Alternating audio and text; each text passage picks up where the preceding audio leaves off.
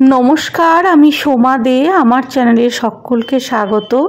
আমি আজকে আপনাদের সামনে চিকেনের একটা দারুণ রেসিপি বানিয়ে দেখাচ্ছি। রেসিপিটা হলো পাঞ্জাবি মশলা চিকেন। দেখতে থাকুন সম্পূর্ণ ভিডিওটা।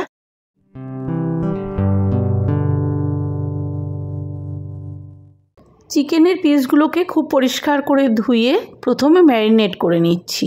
এর মধ্যে লবণ, গোলমরিচের গুঁড়ো, খুব ভালো করে স্মুথ করে দইটা ফেটানো রয়েছে।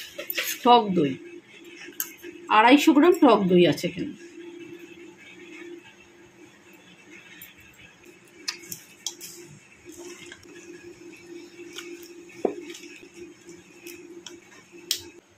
হাফ চামচ হলুদ,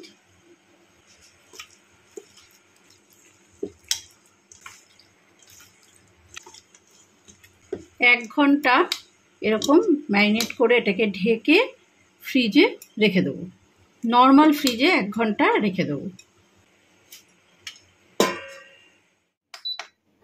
ওভেনে কড়াই বসিয়ে কড়াইতে সর্ষের তেল গরম দিলাম।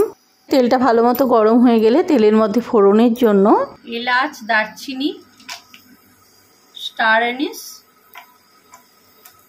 গোলমরিচ আর কিছু কাবাব চিনি,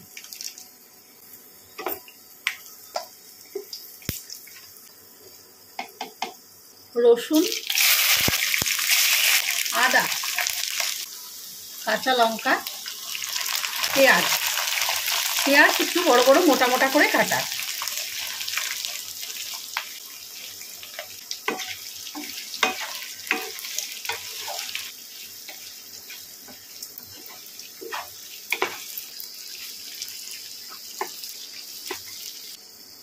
হয়ে গেছে, এটাকে আমি অফ করে দিচ্ছি। দিয়ে একটা বাটিতে এটা তুলে নেব।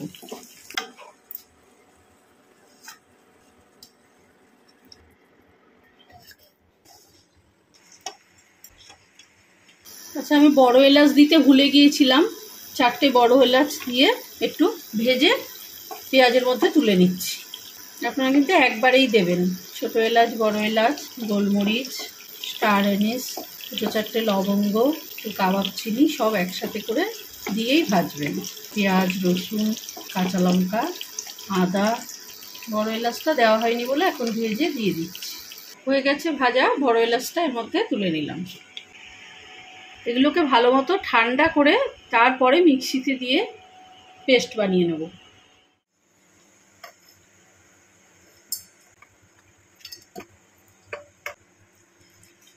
অল্প করে একটু জল দিয়ে মিক্সিতে পেস্ট বানিয়ে নিচ্ছি।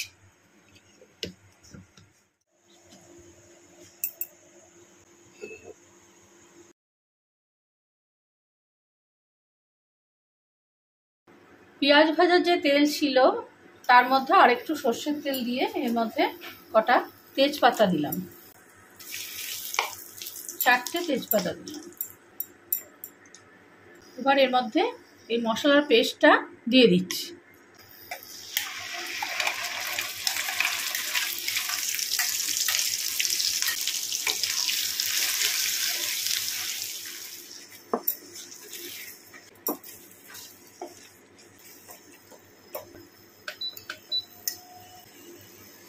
এই মশলার বাটিটার মধ্যে আমি 4টে টমেটো পেস্ট করে নিচ্ছি।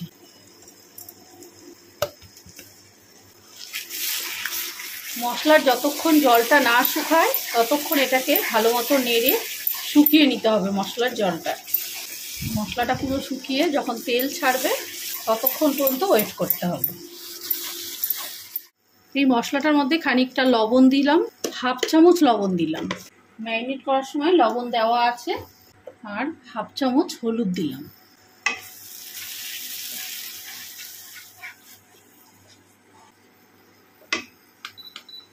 দু চামচ ধনের গুঁড়ো দিলাম।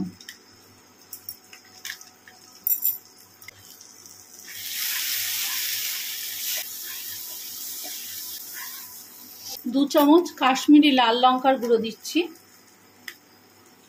আর রেড মির্চ পাউডার দিচ্ছি আরও 1 চামচ। 2 চামচ কাশ্মীরি লঙ্কার গুঁড়ো আর রেড মির্চ পাউডার 1 চামচ।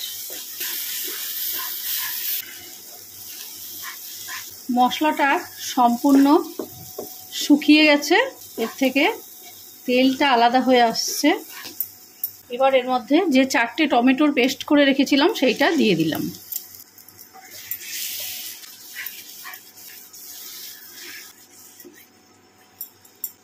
যতক্ষণ না এই মশলাটা থেকে আবার শুকিয়ে তেল ছাড়ে ততক্ষণ অপেক্ষা করব। এটা কিন্তু অনবরত নাড়তে হবে, নইলে তলায় লেগে যাবে।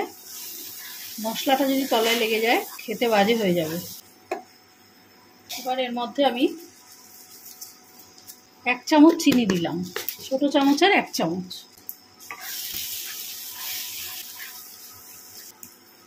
মশলাটা থেকে তেল ছাড়তে শুরু করেছে, সম্পূর্ণ মশলাটা ভালোভাবে কষানো হয়ে গেছে।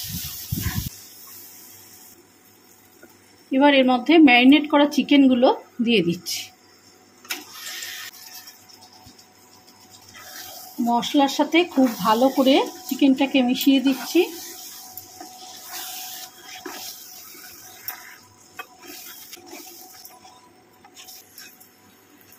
হাই ফ্লেমে দিয়ে চিকেনের সাথে মশলাটা 4-5 মিনিট ধরে একটু কষিয়ে নেব।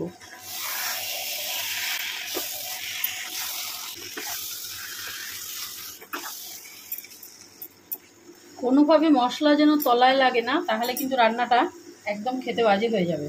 মশলাটা পুড়ে গেলে রান্নার টেস্টটাই নষ্ট হয়ে যাবে। মাঝে মধ্যেই নাড়াচাড়া করে দিতে হচ্ছে এটাকে।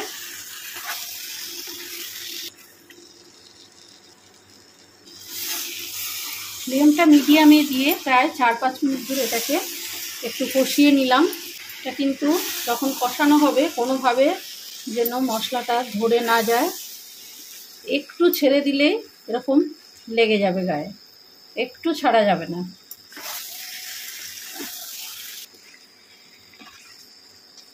এবার আমি এর মধ্যে জল দিয়ে দিচ্ছি, 2 কাপ জল দিলাম।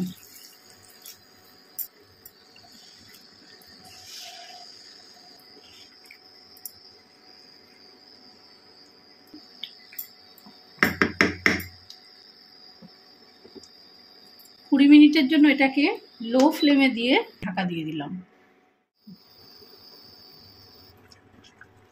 20 মিনিট পরে ঢাকনাটা খুললাম।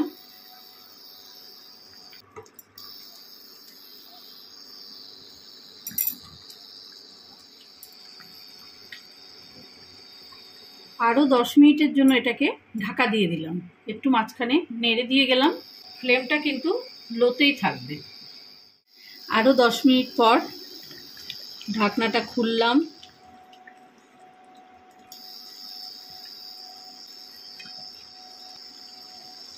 চিকেনটা সেদ্ধ হয়ে গেছে ভালো মতো। এবার উপর থেকে ধনেপাতা ছড়িয়ে দিলাম।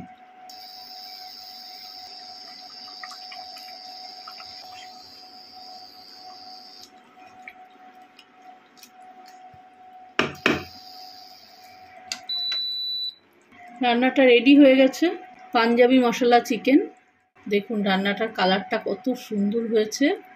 রান্নাটাও কিন্তু খেতে দারুণ হয়, রুটি, পরোটা, পোলাওয়ের সাথে একেবারে জাস্ট অসাধারণ। তাহলে এই রেসিপিটা ফলো করে আপনারা অবশ্যই বাড়িতে পাঞ্জাবি মশলা চিকেন বানান। আর রান্নাটা আপনাদের কেমন হলো আমাকে কমেন্ট করুন। ফেসবুকের বন্ধুরা পেজটাকে অবশ্যই লাইক করে ফলো করে দেবেন।